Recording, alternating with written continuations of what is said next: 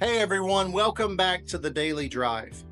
This week we're spending time in Mark chapter 7, where Jesus is challenging religious leaders about their man-made rules and traditions. In verses 14 through 23, we actually see a whole debate happening about what corrupts people spiritually. In the middle of this debate, Jesus lets these religious leaders know that it's not the food or things that go into your body that corrupt you spiritually. Instead, it's the things that come out of your heart that corrupt you spiritually.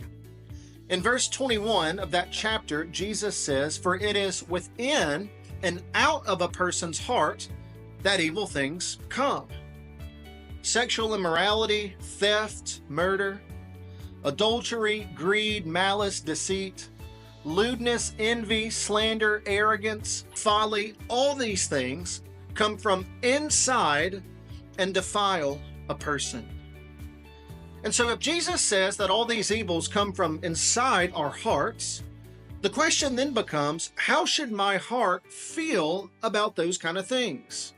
And let me tell you how you're supposed to feel about those things. Scripture says that you need to develop a hatred for these things. Now, I know that doesn't sound very Christian-like to hate anything, but I'm just telling you, it's not just okay to hate these things. It's biblical to hate these things. You need to hate sexual immorality. You need a deep hatred for theft, murder, adultery, and greed in your life. You need to hate malice, deceit, lewdness, envy, slander, arrogance, and folly. In fact, listen to what these passages from the Bible say about the importance of hating evil things in our lives.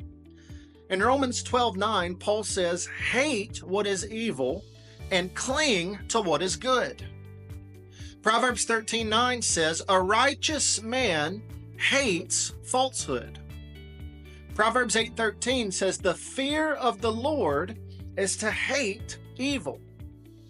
Psalm 97:10 says, "Hate evil, you who love the Lord." The problem for most of us is we have what Stephen Furtick calls a love-hate relationship with these evil things in our lives. We love what it does for us, but we hate what it does to us. And that love-hate relationship can be a real problem in our lives.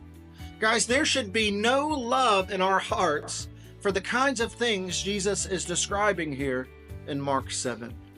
And so as we wrap it up today, I want to challenge you to pray a prayer that you've probably never prayed before in your life.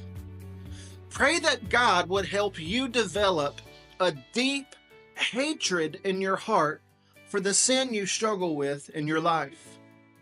Confess that sin to God. Trust that His grace is sufficient for you. And ask Him to help you hate that sin as much as He hates that sin. After you've done that, ask God to change you in your life so that you can be more like Jesus.